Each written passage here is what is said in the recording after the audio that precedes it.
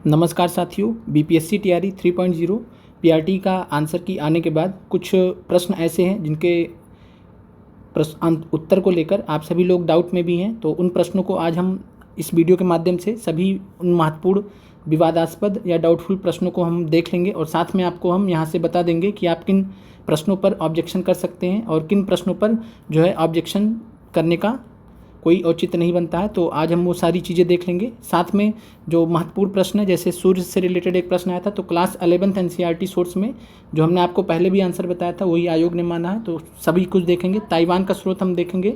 साथ में मैती मणिपुर हिंसा का हम जो संसद का जो कार्रवाई हुआ था संसद में, वहाँ से हम स्रोत लेंगे। साथ में अन्य विवादास्पद प्रश्नों को देखेंगे। तो आप सभी लोग वीडियो को ज़्यादा से ज़्यादा लाइक शेयर सब्सक्राइब कर दीजिएगा। पहला प्रश्न है आपका, atmosphere receives most of its energy from. तो इस प्रश्न का answer long wave terrestrial radiation बताया गया था आपको। हिंदी में एक बार देख लेते हैं, फिर हम इस पे एनसीईआरटी सोर्स पर आएंगे। वायुमंडल अपनी अधिकतम ऊर्जा प्राप्त करती है। तो इस प्रश्न का आंसर दीर्घ पार्थिव विकिरण तरंग था। और एक चीज़ यहाँ पे हम आपको क्लियर कर दें कि अगर यही प्रश्न आता पृथ्वी, अगर यही प्रश्न आता, भी हम सब कुछ एनसीईआरटी में दिखा दे रहे, अगर यहाँ पे आता कि पृथ्वी अपनी अधिकतम ऊर्जा प्राप्त करती तो आंसर सूर्य होता। अगर ध्यान दीजिएगा, अगर यहाँ इसी के जगह पे पृथ्वी की सतह होता कि पृथ्वी की सतह जो है अपनी अधिकतम ऊर्जा किससे प्राप्त करती है, तो उस केस में जो है लघु पार्थिव तरंग से हो जाता। तो लघु विकिरण तरंग हो जाता, पार्थिव नहीं होता, क्योंकि लघु जो तरंगे होती हैं लघु विकिरण तरंगे होती हैं, शॉर्ट वेव रेडिएशन होते हैं। तो उस केस में अगर जब पृथ्वी की सतह की बात आती तब स्पेसिफिक आपका विशिष्ट रूप से आंसर शॉर्ट वेव रेडिएशन होता। लेकिन यहाँ पे जो प्रश्न पूछा गया वायुमंडल का पूछा गया, पृथ्वी के वायुमंडल का, तो पृथ्वी के वायुमंडल अपनी अधिकतम ऊर्जा प्राप्त करता है, तो आंसर होगा दीर्घ पार्थिव विकिरण तरंगों से। आइए इसका हम स्रोत देख लेते हैं एनसीईआरटी में। चैप्टर का नाम है क्लास 11th एनसीईआरटी जियोग्राफी की बुक है ये, सौर विकिरण उष्मा संतुलन और सौर बजट करके एक चैप्टर का नाम है इसी चैप्टर का। और आप यहाँ पे देख सकते हैं पहला लाइन यहाँ पे जो दिया गया, यहाँ से आपको क्लियरिटी हो जाती है पहले चीज़ की कि पृथ्वी अपनी ऊर्जा का लगभग संपूर्ण भाग सूर्य से प्राप्त करती है। तो पृथ्वी का जब बात आएगा, अब ये पृथ्वी ग्रह है, ये सूर्य है। अब पृथ्वी पर जो सूर्य की किरणें आ रही हैं, तो सूर्य से जो ऊर्जा प्राप्त हो रही है पृथ्वी को, तो जब पृथ्वी की पूरे पृथ्वी की बात की जाएगी तब आंसर सूर्य होगा। लेकिन यहाँ तो आपसे प्रश्न पूछा नहीं गया था। और यहीं पे आप देख सकते हैं कि अपसौर उपसौर का भी प्रश्न इसी बुक से पूछा गया था। 3 से 4 प्रश्न इस बुक से पूछे गए थे, तो ध्यान रखिएगा आगे के लिए इस बुक को। अब आते हैं, आगे बढ़ते हैं। तो पृथ्वी अपनी ऊर्जा का लगभग संपूर्ण भाग सूर्य से प्राप्त करता है, ये पूछा नहीं गया था, पूछा आपसे गया था पृथ्वी का वायुमंडल। अब आगे देखते हैं, पृथ्वी द्वारा प्राप्त प्रवेशी सौर विकिरण जो लघु तरंगों के रूप में होता है, पृथ्वी की सतह को गर्म करता है। पृथ्वी स्वयं गर्म होने के बाद एक विकिरण पिंड बन जाती है और वायुमंडल में दीर्घ तरंगों के रूप में ऊर्जा का विकिरण करने लगती है। अब यहाँ पे आप ध्यान से देखिए, क्या बोला गया कि पृथ्वी स्वयं गर्म होने के बाद एक विकिरण पिंड बन जाती है और वायुमंडल में दीर्घ तरंगों के रूप में, तो वायुमंडल में दीर्घ तरंगों के रूप में ऊर्जा का विकिरण करने लगती है और यह ऊर्जा वायुमंडल को नीचे से गर्म करती है। तो कुल मिला के ऊर्जा जा रही है और ऊर्जा जो है वायुमंडल को गर्म कर रही है। पृथ्वी का जो वायुमंडल है उसी को गर्म कर रही है और इसी प्रक्रिया को बोला जाता है पार्थिव विकिरण, टेरेस्ट्रियल रेडिएशन। फिर आगे यहाँ पे एक चीज़ ये भी आपसे क्लियर किया गया है कि दीर्घ तरंग दैर्घ्य विकिरण वायुमंडलीय गैसों, मुख्यतः कार्बन डाइऑक्साइड, अन्य ग्रीन हाउस गैसों द्वारा अवशोषित कर लिया जाता है, इसीलिए गर्म होता है। तो ध्यान रखिएगा, तरंग दैर्घ्य विकिरण को जो ऊर्जा के फॉर्म में जाती है उसको अवशोषित कर लिया जाता है ग्रीन हाउस गैसों के द्वारा, तो इसीलिए गर्म होता है। और इस प्रकार वायुमंडल पार्थिव विकिरण द्वारा अप्रत्यक्ष रूप से गर्म होता है। तो यहाँ पे देखिए आपको क्या लिखा है कि वायुमंडल पार्थिव विकिरण द्वारा अप्रत्यक्ष रूप से गर्म होता है। जब ऊर्जा का अवशोषण होता है, ऊर्जा जब अवशोषित होती है तब पार्थिव विकिरण द्वारा वायुमंडल अप्रत्यक्ष रूप से गर्म होता है। और साथ में ये भी दिया है ना कि सीधे सूर्यातप से, तो जो सूर्य से किरण आ रही है पृथ्वी की सतह पर या वायुमंडल की तरफ, उससे जो है सीधे सूर्यातप, सूर्यातप का मतलब होता है जो शॉर्ट वेव रेडिएशन के फॉर्म में आ रहा है, लघु विकिरण के फॉर्म में आ रहा है, तो उससे जो है पृथ्वी का वायुमंडल गर्म नहीं होता। किससे गर्म होता है? तो वायुमंडल पार्थिव विकिरण द्वारा अप्रत्यक्ष रूप से गर्म होता है। और पार्थिव विकिरण जो होता है वो किसके फॉर्म में होता है? तो दीर्घ तरंग दैर्घ्य विकिरण के फॉर्म में होता है। तो इस प्रकार इस प्रश्न का आंसर आपको क्लियर हो गया होगा कि दीर्घ विकिरण तरंग ही होगा। और साथ में तत्परांत वायुमंडल विकिरण द्वारा ताप को अंतरिक्ष में संचारित कर देता। तो ये सब चीज़ें हैं, ये आपका क्लास 11th जियोग्राफी में दिया है। और इन सब चीज़ों से लेकर यही हमने इसी को एनसीईआरटी को हमने पहले भी पढ़ा था जब आपको आंसर बताना था, यहीं से हमने स्रोत भी देखा था। आज हमने आपको सामने स्रोत भी दिखा दिया, तो ये चीज़ें आपको क्लियर हो गई हैं। और यहाँ पे साफ साफ लिखा भी है कि वायुमंडल में दीर्घ तरंगों के रूप में ऊर्जा का विकिरण करने लगती है, ऊर्जा जाती है और ऊर्जा वायुमंडल को गर्म करती है। तो ध्यान रखिएगा इस चीज़ को। और इस प्रश्न का जो आंसर हो जाएगा, पूछा गया था वायुमंडल अपनी अधिकतम ऊर्जा प्राप्त करती है, तो ऊर्जा प्राप्त करती है, तो आंसर हो जाएगा दीर्घ पार्थिव विकिरण तरंगों से। और इस प्रश्न में सूर्य के लिए ऑब्जेक्शन करने का कोई भी फायदा नहीं है। कई सारे अभ्यर्थियों ने, ज़्यादातर अभ्यर्थियों ने सूर्य आंसर लगाया था, और कई सारे जो बड़े कोचिंग संस्थान उन्होंने, अभी भी इस प्रश्न का कई सारे कोचिंग संस्थान सूर्य दे रहे हैं, लेकिन सूर्य इस प्रश्न का आंसर नहीं होगा, मैं आपको क्लियर कर दूं। और वायुमंडल अपनी अधिकतम ऊर्जा प्राप्त करता है दीर्घ पार्थिव विकिरण तरंगों से। अब अगले प्रश्न पे आते हैं, और यही प्रश्न फाइनल में भी आंसर मानेगा आयोग। और इस प्रश्न को आप चैलेंज भी किस बेसिस पे करेंगे, चूंकि एनसीईआरटी के हिसाब से जो चीज़ें इस्टेब्लिश हो रही हैं वो सीधा सीधा यहाँ पे दिखा गया कि जो है पार्थिव विकिरण, यानी कि जो दीर्घ विकिरण के फॉर्म में होता है, दीर्घ तरंगदैर्घ्य विकिरण के फॉर्म में होता है, उसी से वायुमंडल ऊर्जा का अवशोषण होता है वायुमंडल में, और उसी ऊर्जा से अवशोषण होने से ही गर्म होता है। तो एक ही चीज़ है। और ऊर्जा और ऊष्मा में आप लोग यहाँ कन्फ्यूज ना होइए कि ऊष्मा होता तो ये होता वो होता। यहाँ पे चीज़ें बताई गई हैं कि ऊर्जा के साथ ही ऊर्जा ऊपर जाती है और ऊर्जा का अवशोषण होता है गैसों द्वारा, और उससे जो है गर्मी पैदा होती है। फिर है, आगे बढ़ते हैं। Which of the following is the important reason for ethnic violence in Manipur from 3 May 2023। तो यहाँ पे इंग्लिश में पहले हम ऑप्शन देख लेते हैं। Meitei community should be given share in jobs reserve for Kuki community. तो मैती समुदाय को जो है, कुकी समुदाय के लिए जो जॉब रिजर्व है उसमें इनको भी जगह मिलनी चाहिए। Lack of resources to Meitei community should be given status of tribe. अब इसमें जो कन्फ्यूजन है आप लोगों को कि केवल यही आंसर होना चाहिए, अब आप हिंदी में देख लेते हैं। हिंदी में थोड़ा सा जो गड़बड़ कर दिया गया है, दिया जाना चाहिए, यहाँ चाहिए होना चाहिए, और यहाँ भी चाहिए होना चाहिए, यहाँ भी चाहिए होना चाहिए। तो चाहिए, तो कुकी समुदाय के लिए आरक्षित नौकरियों में मैती समुदाय को हिस्सा दिया जाना, ये भी सही है। मैती समुदाय के पास संसाधनों की कमी, ये भी सही है। मैती समुदाय को जनजाति का दर्जा दिया जाना, ये भी सही है। और ये जो मामला था, इसने आग में घी डालने का काम किया था। अभी हम आपको संसद में जो कार्रवाई हुई थी, संसद में जो भारत के गृह मंत्री हैं अमित शाह जी, उन्होंने स्टेटमेंट दिया था, वहाँ से आपको समझाएंगे, तो ये इस प्रश्न का आपका आंसर ज़्यादा अच्छे से समझ में आएगा। अब आते हैं, अमित शाह ने मणिपुर में हिंसा फैलाने के बारे में संसद में क्या बताया।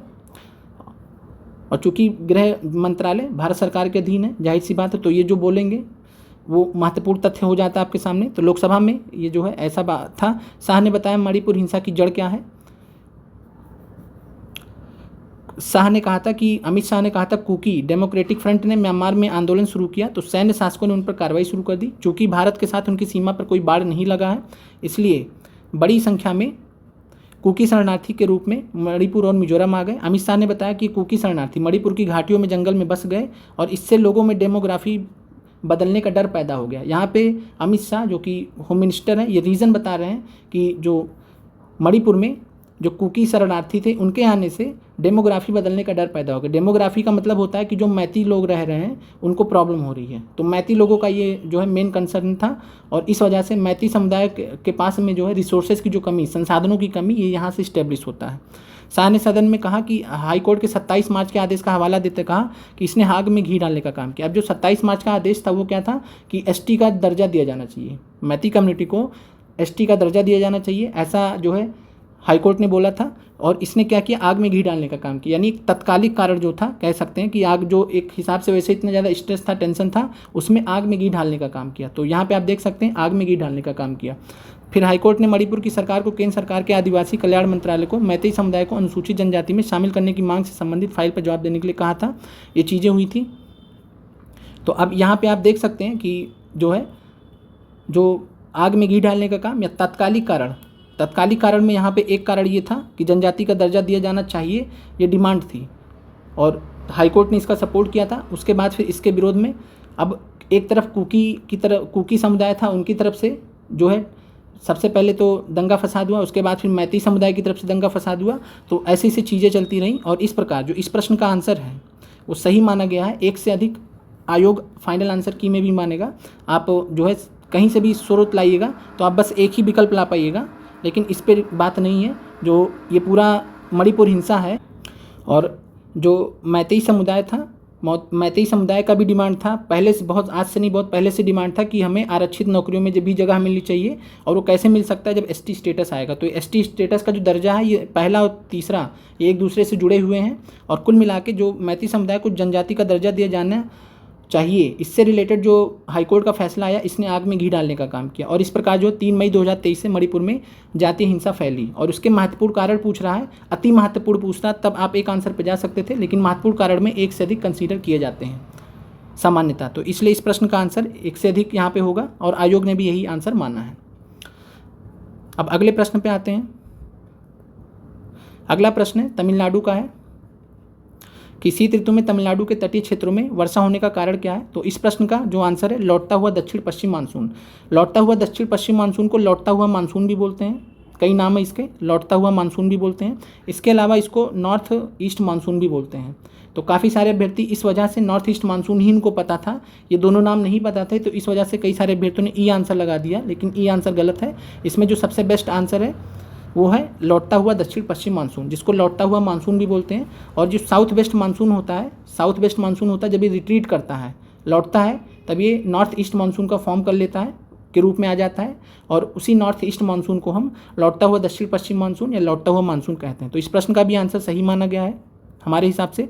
मृदा का पलबार करना संबंधित है, तो आप क्लास 8 एनसीईआरटी में जब देखेंगे तो ये सबसे विशिष्ट है, सबसे स्पेसिफिक रीजन है। अगर यहाँ पूछता कि मृदा का पलबार जो है किस मतलब केवल एक कारण जब की बात आती तो यहाँ मृदा की नमी बनाए रखने से होता, लेकिन यहाँ पलबार करना संबंधित है, किससे किससे जुड़ा हुआ है? तो खरपतवार को बढ़ने से रोकने से भी जुड़ा हुआ है, मृदा की उर्वरता स्वास्थ्य की बढ़ोतरी से भी जुड़ा हुआ है, और बाकी सी तो है ही। तो इसलिए इस प्रश्न का आंसर 1 से अधिक है। Congress socialist party was formed in. अब कांग्रेस सोशलिस्ट पार्टी वाला इस प्रश्न को लेकर बहुत ज़्यादा डाउट है। कारण ये है कि आपको अलग अलग किताबों में अलग अलग सोर्सेज में अलग अलग चीज़ें दी गई हैं। तो यहाँ पे एक चीज़ आप लोग क्लियर कर लीजिए कि जो कांग्रेस सोशलिस्ट पार्टी है, 2 प्रकार की कांग्रेस सोशलिस्ट पार्टी की स्थापना हुई थी। एक हुआ था मई 1934 में Bihar Congress socialist party, Bihar Congress socialist party, और एक 22 अक्टूबर 1934 पटना में, 22 अक्टूबर 1934 पटना में कांग्रेस सोशलिस्ट पार्टी, जिसको all India Congress socialist party बोलते हैं या कांग्रेस सोशलिस्ट पार्टी शॉर्ट में बोलते हैं। तो 22 अक्टूबर 1934 को इसकी स्थापना हुई थी, और संस्थापक आपको पता ही है। तो प्रश्न यहाँ पे कांग्रेस समाजवादी दल कांग्रेस सोशलिस्ट पार्टी का पूछा, तो यहाँ पे आंसर अक्टूबर 1934 होना चाहिए था, 22 अक्टूबर 1934, चूँकि विकल्प में नहीं दिया गया है, तो इस प्रश्न का आंसर यहाँ पे ये दिया गया। कई जगह पे आपको जो है मई 1934 दिया गया, लेकिन वो गलत है। बिहार कांग्रेस सोशलिस्ट पार्टी जो कि क्षेत्रीय पार्टी थी, ध्यान दीजिएगा, वो क्षेत्रीय पार्टी थी। बिहार कांग्रेस सोशलिस्ट पार्टी क्षेत्रीय पार्टी थी जो बिहार में सीमित थी, लेकिन जो 22 अक्टूबर 1934 को बनी वो जो है ऑल इंडिया लेवल पे बनी थी, अखिल भारतीय कांग्रेस सोशलिस्ट पार्टी बनी थी। और इसलिए इस प्रश्न का आंसर एक जो है उपयुक्त में से कोई नहीं होगा। और यही सब आपको आंसर भी बताए गए थे पहले, जब हमने आपको बताया तो यही आंसर भी बताया था, लगभग वही आंसर आयोग ने माना। 2 से 3 प्रश्नों में, पूरे जो है 120 प्रश्नों में से 2 से 3 प्रश्नों में आंसर आयोग के बैरी किए हैं, बाकी लगभग सभी आंसर जो हमने आपको बताए थे वही आयोग ने माना है। फिर अगला प्रश्न है, in a food chain insectivorous plants trophic level. तो जो कीटभक्षी पौधे होते हैं उनके बारे में प्रश्न पूछा गया था, और इस प्रश्न का आंसर उत्पादक हमने भी बताया था, आयोग ने भी उत्पादक माना है।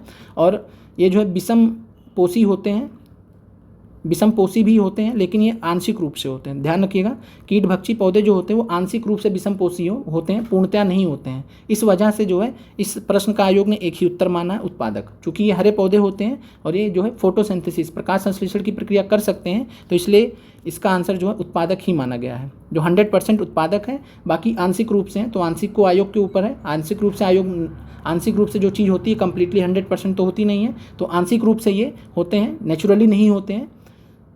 और नाइट्रोजन की कमी को पूरा करने के लिए अपने पत्तों को इस तरीके से ट्रैप करते हैं कि छोटे मोटे कीड़े मकोड़े उसमें इंसेक्ट्स आ जाते हैं, इसलिए इनको कीटभक्षी कहा जाता है, इंसेक्टिवोरस कहा जाता है। तो ये चीज़ है। तो इस प्रश्न का जो सही आंसर उत्पादक आयोग ने भी माना, हमने भी आपको बताया था, लगभग यही आंसर फाइनल आंसर की में भी देखने को मिलेगा। फिर प्रश्न है कि जो है भारत के नए संसद भवन में सांसदों के निलंबन का रिकॉर्ड। तो इस प्रश्न का आंसर आयोग ने गलत दिया है। इस प्रश्न का आंसर उपयुक्त में से कोई नहीं होगा, उपयुक्त में से कोई नहीं होगा।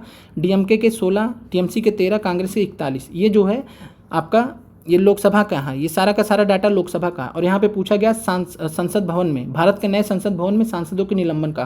तो नया जो संसद भवन है उसमें लोकसभा भी है, राज्यसभा भी है, ध्यान दीजिएगा, लोकसभा भी राज्यसभा भी, और साथ में संसद में लोकसभा राज्यसभा दोनों आता है, ये भी आपको पता है। तो यहाँ पे जो डाटा दिया गया लोकसभा का ही केवल दिया गया, इसलिए आयोग ने इसी हिसाब से आंसर मान लिया, लेकिन इसको चैलेंज करने पर इसका आंसर उपयुक्त में से कोई नहीं जाएगा। और यहाँ पे जो है दैनिक भास्कर की खबर थी कि संसद के शीतकालीन सत्र के दौरान कुल 146 सांसद सस्पेंड किए थे, राज्यसभा से 46 सांसद हुए थे कुल सस्पेंड, और 100 जो है सांसद लोकसभा से सस्पेंड हुए थे। और इसमें अगर हम बात करें तो विंटर सेशन में 146 सांसद निलंबित हुए थे, लोकसभा और राज्यसभा से 146 और इसमें सबसे ज़्यादा कांग्रेस के 61। तो ध्यान रखिएगा कांग्रेस के 61 सांसद सस्पेंड हुए थे, 44 लोकसभा से और राज्यसभा से 17। तो 44, 17, 61 हो गए। और विकल्प में जो 44 दिया वो लोकसभा का डाटा दिया गया, तो तीनों पार्टियों का ही डाटा गलत दिया गया। तो उस प्रश्न का आंसर जो है इनमें से कोई नहीं होगा। उसको आप चैलेंज कर सकते हैं बहुत आराम से। बाकी आगे इसका स्रोत वगैरह ऑफिशियल दे दिया जाएगा, चूँकि इस प्रश्न का जैसे जो ये डाटा है कि एग्जैक्ट डाटा आपको गूगल करने पे क्यों नहीं मिल रहा है कि किस जो है पार्टी के कितने एग्जैक्टली हुए थे, तो उसका कारण है कि जो है ये लोकसभा और राज्यसभा की साइट पे हटा लिया गया था, जो रिकॉर्ड्स वगैरह थे इसको हटा लिया गया था, क्योंकि कोई अच्छी बात तो थी नहीं। बाकी इसका प्रयास किया जाएगा कि आपको एक ऑफिशियल सोर्स पूरा प्रोवाइड किया जाए। और इस प्रश्न का जो है आंसर ई होना चाहिए, उपयुक्त में से कोई नहीं। और अगर इस प्रश्न का आयोग यहाँ आंसर मान लेता तो एक हिसाब से सभी लोगों का फ़ायदा हो जाएगा। अब आगे बढ़ते हैं। Pollutants responsible for acid rains, अम्लीय वर्षा के लिए प्रदूषक है। तो इस प्रश्न का हमने आपको पहले भी बोला था कि या तो आयोग SO2 मानेगा या तो SO2 और CO2 दोनों मानेगा। तो आंसर आयोग ने SO2 माना है। बाकी आप जो क्लास 7th NCERT के बेसिस पे इसको चैलेंज करना चाहें तो चैलेंज कर सकते हैं अगर आपको लगता है तो। बाकी यहाँ पे मुख्य प्रदूषक के रूप में जब बात आती है, मुख्य प्रदूषक के रूप में तो SO2 और NO2 लिया जाता है, CO2 नहीं लिया जाता है तब। और NCERT में चूँकि CO2 भी मेंशन है तो आप उस हिसाब से जो है कर सकते हैं। बिल्कुल आप जो है ऑब्जेक्शन कर सकते हैं इस प्रश्न पर एक से अधिक के लिए। आगे बढ़ते हैं। ओजोन का रिलेटेड प्रश्न है। अब यहाँ पे जो है कुछ विकल्प में जो है दिक्कत थी लोगों को, तो वो समझ लें। यहाँ उच्च तरंग दैर्घ्य की विकिरणों को अवशोषित करती है। तो ध्यान रखिएगा ओजोन जो है 2 प्रकार की तरंग दैर्घ्य को अवशोषित करने की क्षमता रखती है। एक तो जब सूर्य से पृथ्वी की तरफ आती है तो शॉर्ट वेव रेडिएशन, तो लघु विकिरण को तब अवशोषित करती है भारी मात्रा में जो UV रेस आती हैं। दूसरा होता है कि जब पार्थिव विकिरण स्टार्ट होता है, यानी पृथ्वी की सतह से टकरा कर जब वापस से वायुमंडल में गैसें जो है ऊर्जा जाने लगती है, अभी हमने आपको जो पहले प्रश्न में बताया था, तो उस केस में अवरक्त विकिरण को भी ओजोन अवशोषित करती है। लेकिन जो अवरक्त विकिरण होता है वो लॉन्ग वेव रेडिएशन होता है। तो ध्यान रखिएगा दीर्घ तरंग दैर्घ्य विकिरण होता है। तो यहाँ उच्च लिखा है तो इसलिए उच्च वर्ड गलत है, तो इसलिए विकल्प गलत हो जाएगा। या वायुमंडलीय की अत्यधिक अस्थायी गैस है, ये भी गलत है। यहाँ मध्यमंडल में पाई जाती है, क्योंकि यहाँ सामान्यता बोला गया है। सामान्यता जनरली कहाँ पाई जाती है तो समताप मंडल में पाई जाती है, कई बार आपको पढ़ाया गया है NCERT से। तो यहाँ पे आंसर हो जाएगा उपयुक्त में से कोई नहीं, जो माना गया आयोग के द्वारा। आगे बढ़ते हैं। Animals found in desert are, हमने भी इसका आपको डेजर्टिकोलस बताया था, रीज़न भी आपको बताया था, फिर से समझ लीजिए कि इसका आंसर केवल यही होगा। अब देखिए यहाँ पे 3 विकल्प दे दिया गया और तीनों लैटिन वर्ड है और यहाँ पे सबसे क्लोज आपको आंसर ढूंढना था। अब चूंकि ऑप्शन ई होने की वजह से कई सारे लोग जो जेरिकोल्स पढ़ के गए थे उन्होंने इस प्रश्न को गलत कर दिया। लेकिन कई बार प्रश्न में आपको क्या करना रहता है, जो सबसे बेहतर आंसर होता है उसके साथ में जाना होता है। इस प्रश्न में कुछ ऐसा ही था और डेजर्टिकोलस में ये जो है इस प्रश्न का सबसे सही आंसर होगा, सबसे क्लोजेस्ट आंसर होगा। और डेजर्टिकोलस में जानवर भी आ जाते हैं, इसके अलावा जो अन्य प्राणी होते हैं जो है वो भी आ जाते हैं। तो इस प्रकार इसीलिए आप लोगों को थोड़ा कन्फ्यूजन था, लेकिन आयोग ने डेजर्टिकोलस माना। दिए गए विकल्पों में सबसे बेहतर आंसर माना है तो डेजर्टिकोलस, और फाइनल में भी यही मानेगा। चेंज होने की संभावना ना के बराबर है। फिर अगला प्रश्न है कि निम्नलिखित में से किस फसल को नदी में नहीं उगाया जा सकता है। तो नदी में नहीं उगाया जा सकता है, यानी कि नदी में ना उगाया जा सके। और यहाँ पे नदी की जब बात है तो इस प्रश्न का जो आयोग ने आंसर माना है ये जो है बहती हुई नदी के हिसाब से माना है। तो बहती हुई नदी के हिसाब से इस प्रश्न का आंसर, इस प्रश्न को आपको समझना है।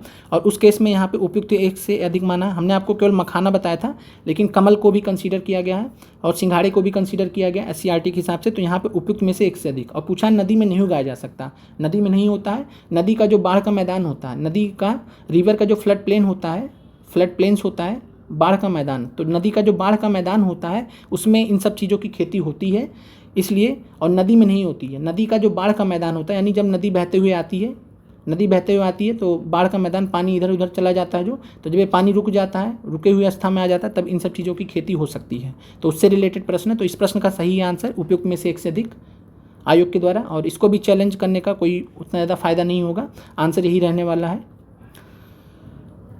फिर अगला प्रश्न है निम्नलिखित में से बिहार की सबसे पुरानी नदी घाटी परियोजना कौन सी है। तो इस प्रश्न का आंसर दामोदर नदी घाटी परियोजना माना गया है। और इस प्रश्न का जो आंसर माना गया है ये आज़ाद भारत के हिसाब से आयोग ने माना है इस प्रश्न का आंसर। तो आज़ाद भारत जब 1947 के बाद पहली जो है परियोजना है जिससे बिहार जुड़ा हुआ, क्योंकि उस समय झारखंड में जुड़ा हुआ था ये परियोजना और झारखंड बिहार का उस समय पार्ट था। तो उस बेसिस पे साथ में बात करें कि बिहार प्रांत अस्तित्व में आने पर 1912 के बाद भी ये जो है ये पहली परियोजना है। लेकिन जब आप इतिहास में जाएंगे तो वहाँ आपको SCERT में दिया गया है कि सोन नदी घाटी परियोजना बिहार में या बिहार की सबसे पुरानी नदी घाटी परियोजना है। तो सोन नदी घाटी परियोजना को आप जो है चैलेंज कर सकते हैं, बिल्कुल आप चैलेंज कर सकते हैं SCERT के बेसिस पर। SCERT के बेसिस पे सोन नदी घाटी परियोजना को जो है आप चैलेंज कर सकते हैं। बाकी देखने वाली बात है आयोग आंसर इसको कंसीडर करता नहीं करता है। और चूंकि यहाँ पे जो है अब ये चीज़ क्लियर नहीं किया गया कि आज़ादी से पहले आज़ादी के बाद, अब जब भी जाहिर सी बात है जब आधिकारिक रूप से देखेंगे भारत सरकार की दृष्टि से देखेंगे तो दामोदर नदी घाटी परियोजना को माना जाएगा। लेकिन जब इतिहास में जाएंगे ब्रिटिश काल में तब उस समय सोन नदी घाटी परियोजना हो जाएगा। तो आप SCERT के बेसिस पे इसको चैलेंज कर सकते हैं। आगे बढ़ते हैं।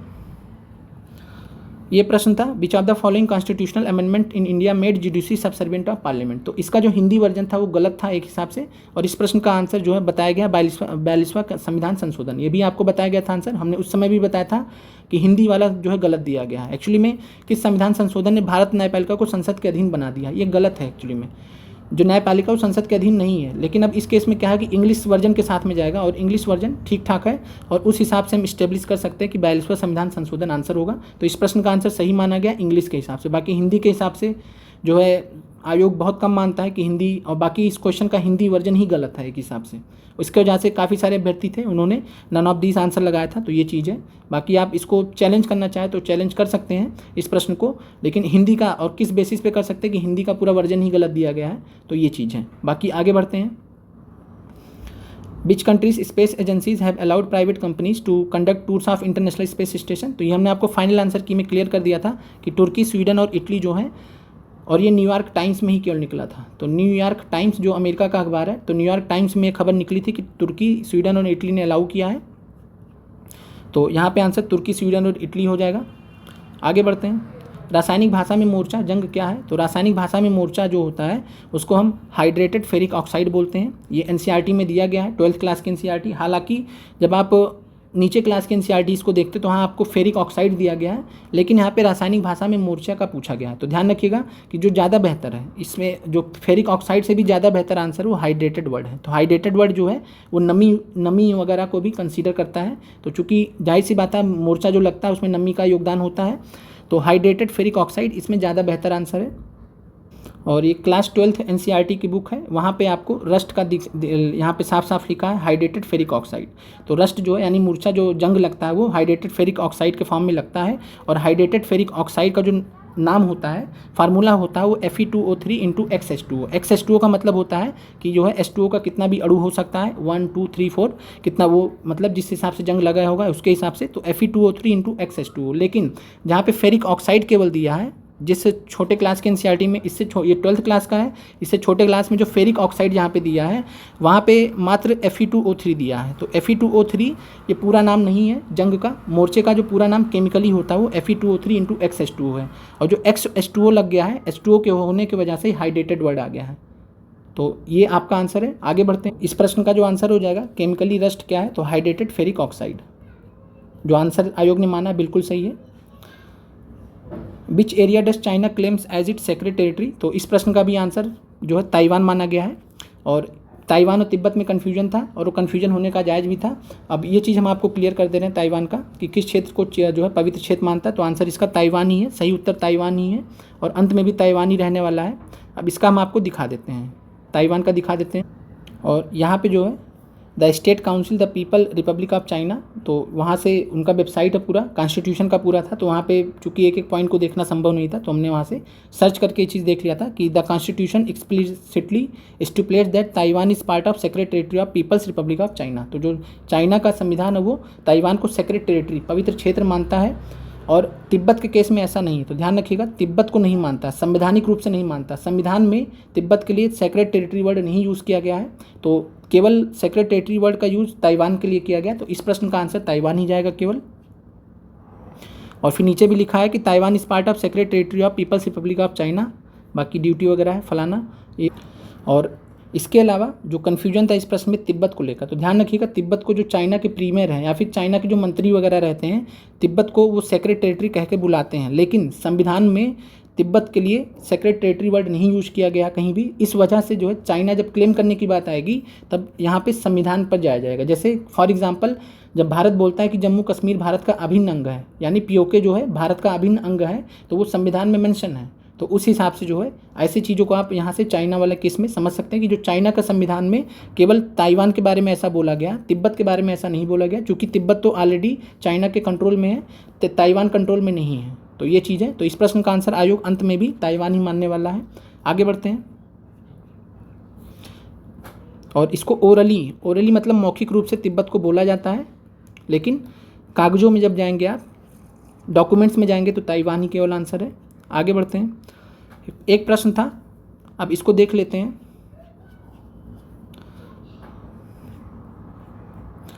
N is brother of M, तो एन जो है एम के भाई थे। के इज सिस्टर ऑफ एम, तो के जो है सिस्टर है, तो के पे माइनस हो गया। P is brother of O and O is daughter of N, तो ओ डॉटर है और पी इनके भाई हैं। अब यहाँ पे पूछा गया था कि who is uncle of P. अब इस प्रश्न में जो आयोग ने आंसर एम माना है उसका कारण है, हमने पहले भी आपको आंसर एम ही बताया था, उस समय भी बताया था कि आयोग का ऐसा पैटर्न रहता है कि ऐसे प्रश्नों में वो संभावनाओं पे देखता है। अब जब एम है, यहाँ पर एम का जेंडर क्लियर नहीं है। एम के पास जो है दो केस हैं। एम या तो जो है चाचा हो सकते हैं, अंकल हो सकते हैं, या फिर जो है बुआ हो सकते हैं। चाचा या बुआ हो सकते हैं। अब चाचा या बुआ हो सकते हैं, तो अब पूछा गया कि who is uncle of P, तो जाहिर सी बात है एम की ही संभावना केवल बनती है, इसीलिए इस प्रश्न का आंसर एम माना गया है। बाकी आप अपने हिसाब से स्वतंत्र हैं, चैलेंज कर सकते हैं, क्योंकि अगर 4 ऑप्शन आता तो वहाँ पे अलग केस होते। एसएससी सीजीएल में ही प्रश्न आता तो एक अलग केस होता, तो वहाँ पे जो है ऐसा ऑप्शन नहीं दिया जाता आपको। लेकिन बीपीएससी का ऐसा पैटर्न रहा है, तो इस प्रश्न का आंसर वो एम माना है, इसीलिए आपको पहले भी एम बताया गया था। हालांकि हमको ये भी चीज़ पता है, क्लियर है कि जेंडर मेंशन नहीं है, यहाँ पे जेंडर क्लियर नहीं है, लेकिन बीपीएससी का थोड़ा सा जो है यहाँ पे तरीका अलग हो जाता है ऐसे प्रश्नों पर। तो इस प्रश्न का जो आयोग ने आंसर माना एम माना है। बाकी हमने आपको रीज़न बता दिया कि एम ही क्यों माना है और ई ऑप्शन क्यों नहीं माना, ये हमने आपको क्लियर कर दिया। बाकी आप चैलेंज कर सकते हैं, लेकिन संभावनाएं बहुत कम दिखती हैं कि आयोग, चूँकि आयोग ऐसे प्रश्नों को एक अलग तरीके से नज़रिए से देखता है। और यहाँ पे अभी मान लीजिए यही सेम प्रश्न होता, पूछ लेता है कि जो है एम जो है पी का कौन है, एम जो है पी का कौन है, और वहाँ पर आपका आंसर चाचा भी दिया रहता, बुआ भी दिया रहता, फिर मोर देन वन दिया रहता, फिर नन दिया रहता। तो उस केस में आप मोर देन वन लगाने पे जाते, और कई लोग फिर भी नन लगाते, क्योंकि बीपीएससी का पैटर्न ही ऐसा है ऐसे प्रश्नों के लिए कि चाचा बुआ तो दोनों हैं, तो मोर देन वन आयोग ऐसे प्रश्नों पर अगर इस तरीके से होता तो मोर देन वन मानता। तो ये यहाँ पे हमने आपको बता दिया रीज़न कि एम ही क्यों माना है। बाकी आप जो है नन ऑफ दिस के लिए स्वतंत्र हैं, आप इसके लिए ऑब्जेक्शन कर सकते हैं बिल्कुल।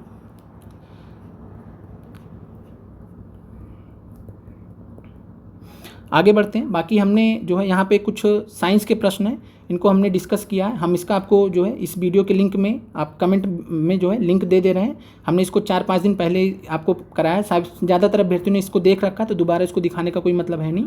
आप एक बार, जिन अभ्यर्थियों ने नहीं देखा, तो साइंस के सभी प्रश्न एनसीईआरटी के स्रोत के साथ में आपको बता दिए गए, तो आप लोग देख लीजिएगा। और जिन प्रश्नों पर डाउट हो सकते थे हमने आपको क्लियर कर दिया, बता दिया।